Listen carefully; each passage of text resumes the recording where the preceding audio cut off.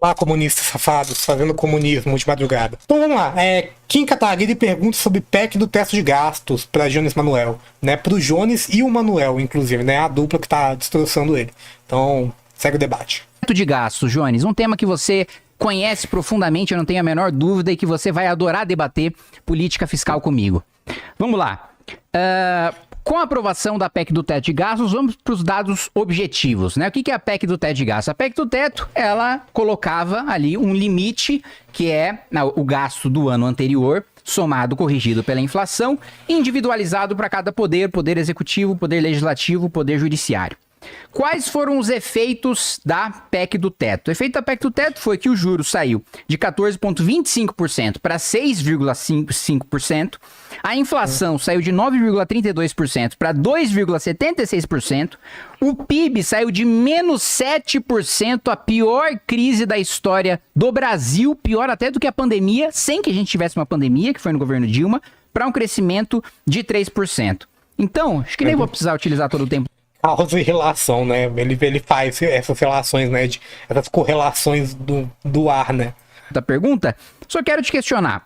Se você é contra o teto de gastos, né? Qual que é a política fiscal que você defende? Você defende um liberou geral? Você defende que não haja limite de gasto? Você defende que não haja limite de endividamento? Você defende que não haja nenhuma trava e nem nenhum gatilho fiscal? E que o que o presidente sair da cabeça do presidente da República, do Congresso Nacional, decidir gastar naquele ano, ou inclusive comprometendo futuras gerações, possa se gastar sem limite nenhum e a gente passa essa conta principalmente para o bolso do mais pobre, que proporcionalmente é quem mais paga imposto no nosso país?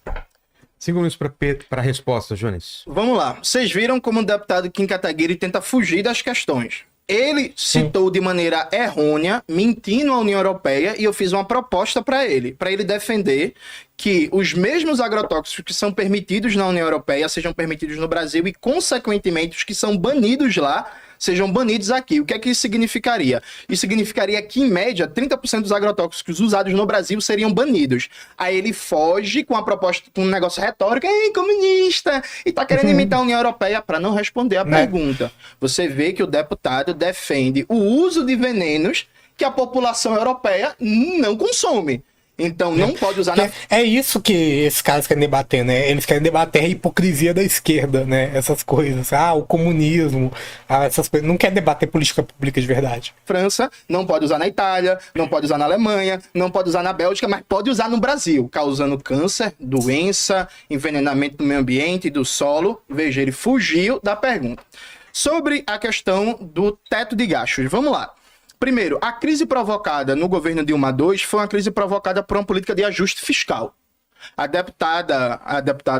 presidenta Dilma trouxe o banqueiro do Banco Bradesco, Joaquim Levy, para ser ministro da Fazenda, que aplicou uma política de ajuste fiscal que cortou quase 20% do investimento público em 2015, combinado com os efeitos da Lava Jato, derrubou a economia e aí sim causou a maior queda do PIB da história brasileira. Mas foi uma política de corte de gastos. Você tinha uma economia desacelerando, a taxa de emprego estava alta ainda, o endividamento da família estava relativamente baixo, 1/3 das famílias estavam endividadas, mas eram dívidas pagáveis, só que aí, quando vem o ajuste fiscal, a economia vai pro buraco, a taxa de desemprego dobra em 10 meses, a taxa de desemprego em 2015 dobrou em 10 meses por causa da política do ajuste fiscal, e aí acontece tudo que a gente sabe.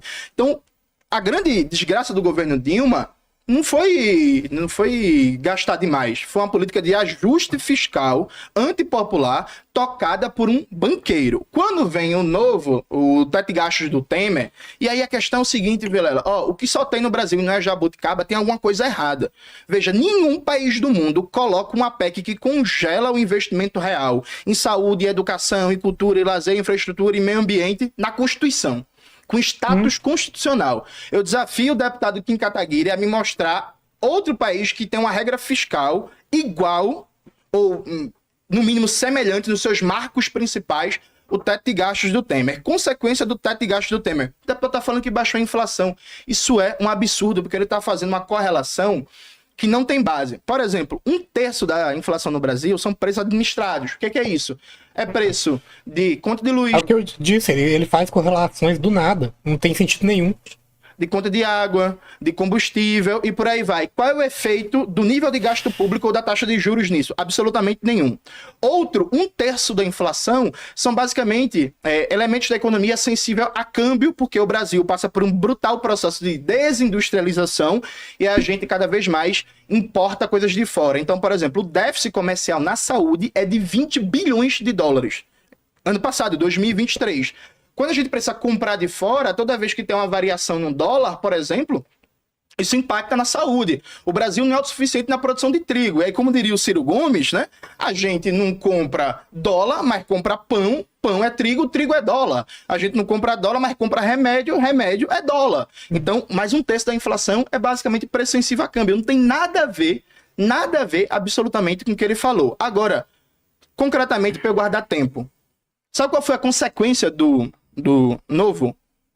teto de gastos? A consequência foi o seguinte: o setor da educação perdeu 30 bilhões de reais da aprovação do teto de gastos do Temer até 2022. Educação perdeu 30 bilhões de reais e saúde perdeu 40 bilhões de reais. Essa foi a consequência do teto de gastos do Temer, que, não tenha dúvida, matou gente durante a pandemia. Réplica. Vamos lá, começando pelo final, não matou gente durante a pandemia, porque durante a pandemia não tinha teto de gastos, né? A gente aprovou o orçamento de guerra, então essas regras fiscais... Ah, tá. É claro, né? O orçamento de guerra foi aprovado imediatamente durante a pandemia. Não matou ninguém antes de ser aprovado, não. Simplesmente não se aplicavam, né? Então, já começa por aí o desconhecimento. O outro desconhecimento que você tem em relação ao teto de gastos é dizer que ele limita o investimento real em qualquer área. Isso é mentira, né? Ele impede o aumento do gasto acima da inflação individualizado por poder. Se eu cortar, por exemplo, super salários do Ministério Público, se eu cortar super salários do Judiciário e utilizar esse dinheiro para investir mais em educação, eu posso. Não há nenhum impeditivo em relação... Ele é muito tecnocrata, né? Ele gosta de se pautar por essas particularidades técnicas irrelevantes, completamente relevantes, como se tivesse refutado o argumento inteiro.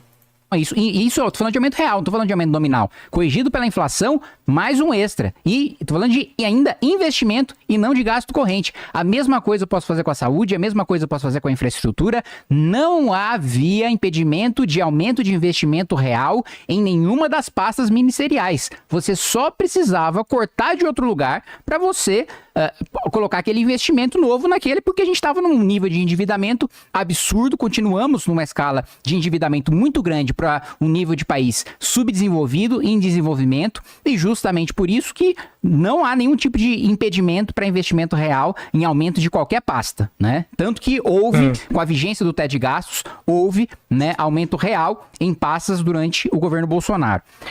Um outro ponto que você colocou é em relação a, olha, a crise causada pelo governo Dilma. Vamos lá, a gente teve 12 anos de governo do PT. Né? 4 anos ela com Tombini no Banco Central, com Manteiga com a nova matriz macroeconômica, né? E nada disso é responsável pela crise. O que é responsável pela crise é ela colocar durante, sei lá, 6 meses o Joaquim Levy no Ministério da Fazenda, que, sei lá, o desafio é você colocar... Joaquim Levy não foi ministro só por 6 meses. Ele foi por quase 1 ano. Ele tá mentindo aqui, né? Descaradamente. 3 projetos do Levy que foram aprovados no Congresso Nacional durante esse período, durante a gestão do governo Dilma, né? Então, olha o malabarismo que ele faz para tentar justificar o desastre econômico do governo Dilma.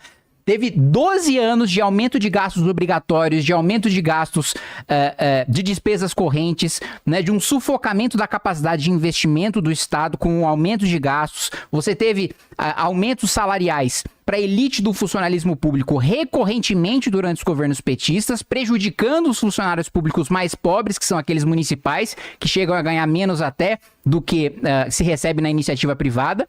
E toda a culpa da crise foram 6 meses de Joaquim Levy, que inclusive nem tinha maioria para aprovar na Câmara dos Deputados, primeiro, porque o presidente da Câmara eleito não foi o presidente candidato do governo. Segundo, porque os próprios deputados do PT não votavam junto com o Joaquim Levy. Então você fez todo um malabarismo aí para tentar justificar a crise que não se sustenta, né? E outro ponto, como é que a gente pode falar em capacidade de investimento público no nosso país se 94% das nossas despesas são obrigatórias e diferente do que acontece na Europa e nos Estados Unidos, a gente não tem no Brasil o spending review, a gente não tem a capacidade de remanejar o nosso orçamento, de analisar, olha, quanto a gente gastou em saúde, quanto a gente gastou em educação, qual foi a qualidade, qual foi o resultado desse gasto. O Brasil é proibido de fazer isso pela própria Constituição. Como, com um orçamento tão engessado como esse, aliás, um orçamento muito mais... Acabou? Acabou. Ele passou Então 30 segundos, você passou 30 Ah, segundos. graças a Deus. Não, eu guardei Um minuto, então tem um minuto ainda. Vamos lá. O deputado, ou ele mentiu, se fez de cínico, ou ele não entendeu. O teto de gasto Temer matou sim. Sabe por que matou? Porque entre a aprovação do teto de gasto do Temer e o começo da pandemia, o SUS perdeu 20 bilhões. Esse dinheiro fez falta quando veio a pandemia. Fez falta em número de leitos, fez falta em equipamento, fez falta em profissionais. Então sim, o teto de gasto Temer matou e quem apoiou isso é corresponsável por essas mortes. Sim, o Joaquim Levy não passou só 6 meses, ele passou 1 ano. E o maior gasto corrente da União, é com juros da dívida pública, que ano passado correspondeu a mais 600 bilhões de reais, que é algo que o deputado nunca falou. O deputado finge que é brabo contra a elite do funcionalismo público, que na próxima pergunta eu vou desmontar isso, mas ele nunca tá falando contra o dinheiro que vai pra banqueirada todo ano, que é o maior gasto corrente da União. Tchutchuca dos banqueiros, né? Já emenda a terceira pergunta do primeiro bloco, então, Jones. Perfeito. Então vamos lá. Jones Manuel pergunta sobre a votação do piso salarial. Pra você que chegou na live aí, lembre-se de se inscrever no canal, deixar o seu like e também entrar no nosso grupo no WhatsApp. Veja, o deputado Kim Kataguiri, ele é um mentiroso. Por quê? Ele faz um discurso de demagogia, dizendo que é contra a elite do funcionalismo público, dizendo que vai pra cima de juiz, de desembargador e por aí vai, porque ele tá preocupado com os trabalhadores e trabalhadoras da base, né? Os funcionários públicos municipais e estaduais. Durante a pandemia no Brasil, com um governo genocida, um governo negacionista, o Brasil teve um dos maiores números Lembrando, apoiado pelo MBL também. de mortes do mundo inteiro de trabalhadores e trabalhadoras da saúde.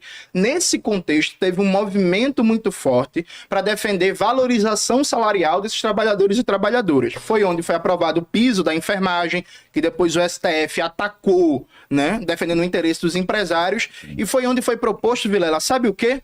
A PEC 22 para agentes comunitárias de saúde e de combates a endemias, presta atenção, passassem a ganhar 2 salários mínimos.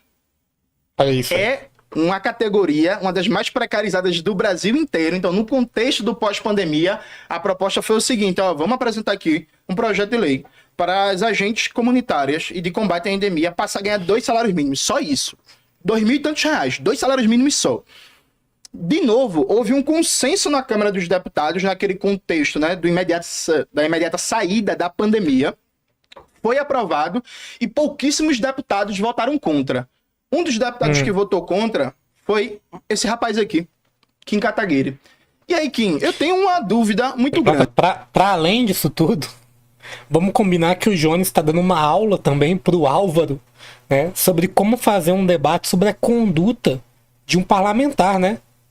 Porque o Álvaro foi trazendo as coisas pro campo moral, dizendo no debate dele contra o Arthur, dizendo que o Arthur tumultuava a Câmara, tratando aquelas denúncias antigas, né, contra ele, né, de coisas que eu não posso nem citar aqui para o vídeo não ser desmonetizado, né, também citou o famoso áudio. São fáceis, porque elas são pobres. Que eu tenho como vírgula sonora até hoje aqui no canal, e não trouxe, né, nada muito concreto da forma que o Jones está trazendo também, né, como que o cara votou, como que o cara vota contra a classe trabalhadora, né, o Jones está trazendo muito contundentemente isso daqui.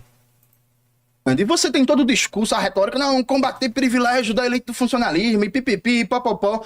Aí quando vem uma categoria precarizada, a maioria mulheres, trabalhadoras, chefes de família, que ganham um salário terrível, e aí vem uma proposta para garantir um piso de 2 salários mínimos que ainda tá baixo, você vai e vota contra. Por que você votou contra as agentes comunitárias de saúde do Brasil inteiro? 5 minutos para resposta. Quero ver como que ele vai Primeiro, justificar porque não se coloca piso salarial na Constituição. Até peço para você ver mas um teto de gastos coloca, né?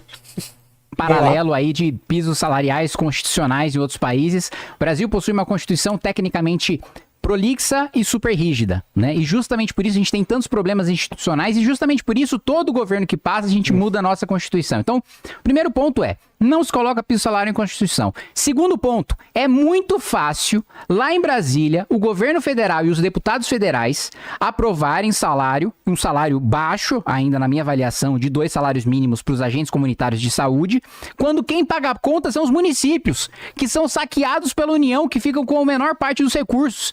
Então, como é que você vai fazer? Né? Você aprova lá muito bonitão, eu saio muito popular, como você colocou, a grande manada, 460 deputados votaram a favor. Era muito fácil eu votar a favor, surfar na onda e pagar de bonitão, como a maior parte dos demagogos e populistas de esquerda e de direita fazem e fizeram no Congresso Nacional. Agora, como é que eu chego lá pro prefeito de Meridiano, e de uma cidade de 5 mil habitantes no interior de São Paulo, né, e falo para ele, olha, nós aprovamos aqui na Constituição piso para professor, para enfermeiro, para agente comunitário de saúde, e nós não vamos te dar 1 centavo para você financiar isso aí no seu município. Não. Você quebra os municípios, não é à toa.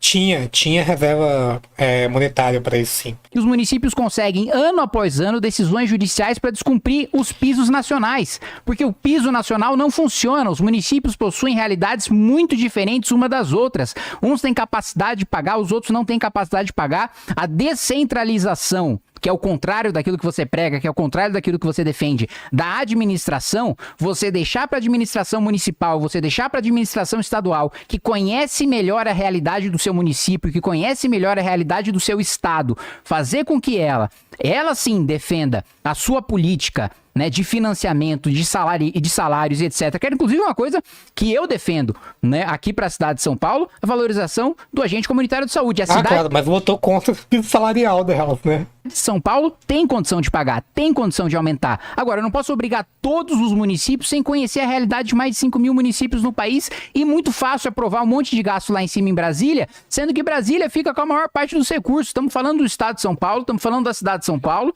em que eu mando R$1, em que eu mando R$15 para Brasília, volta R$2 para o estado de São Paulo. Aí é muito fácil, Brasília aprova os gastos, manda o resto pra gente pagar aqui na base, e enquanto isso, os funcionários públicos federais ganham 70% a mais do que os funcionários públicos municipais. E os federais que estão no topo, não são todos que ganham bem, mas boa parte, e aqueles que estão no topo, em regra, são federais, e o 70% de aumento financiado com o dinheiro dos mais pobres, inclusive do agente comunitário de saúde, que mesmo com o piso aprovado na Constituição, não vai ter o piso implementado, porque o município vai mostrar que não consegue pagar, consegue a decisão judicial, e pronto, deputados pagaram de bonitões. Parabéns. Tem 2 minutos ainda e... Não, eu tenho 3 minutos e eu guardei 1 minuto da pergunta. Aí você tá mudando as regras. Não. A pergunta é pergunta. A gente vai, eu falei de banco de tempo. Vocês querem pegar... Tô falando que esse negócio de debate com regra é foda. Falei isso desde o início da live, tô falando de novo aqui. Da pergunta, eu não tô pegando. Vilela, eu fiz a pergunta, ele respondeu. Tudo bem, se vocês toparem, tudo bem. Não é topar, Vilela.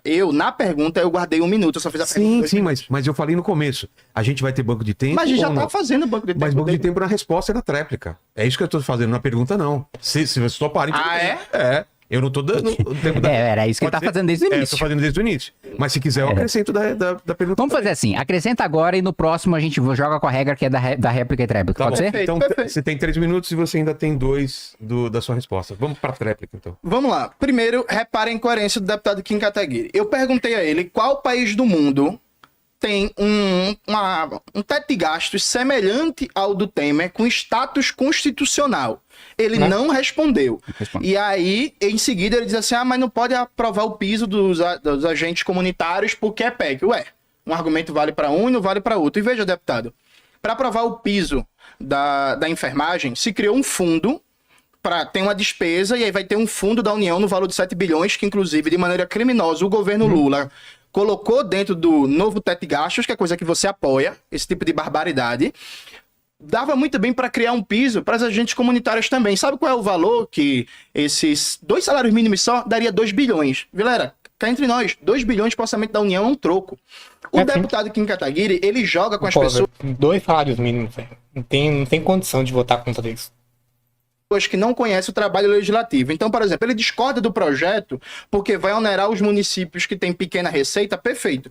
O Brasil tem mais de 1.000 municípios com 50 mil habitantes, 40 mil habitantes, que têm realmente dificuldade de gerar receita para cumprir suas obrigações. Então propõe a criação de um fundo federal para garantir o pagamento do piso das agentes comunitárias de saúde de combate à endemia, que ia custar só 2 bilhões.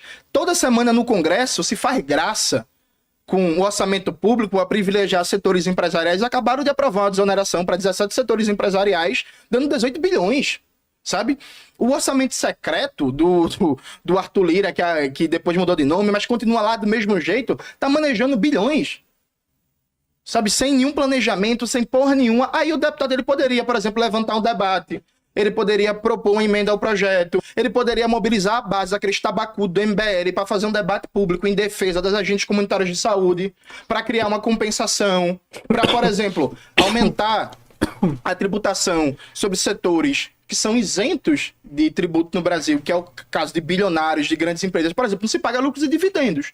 Porque o deputado, por exemplo, não propôs revogar a contra-reforma tributária de FHC, que isentou grandes empresários de pagar lucros e dividendos para financiar, por exemplo, o piso, defendo o funcionalismo público da base, eu sou contra a elite. Mas quando tem um projeto de lei importantíssimo, ele não se mexe, ele não faz nada, ele vota contra, ele fica calado e só tá falando disso agora porque foi perguntado, porque eu pesquisei nas redes sociais dele, ele nunca falou do tema.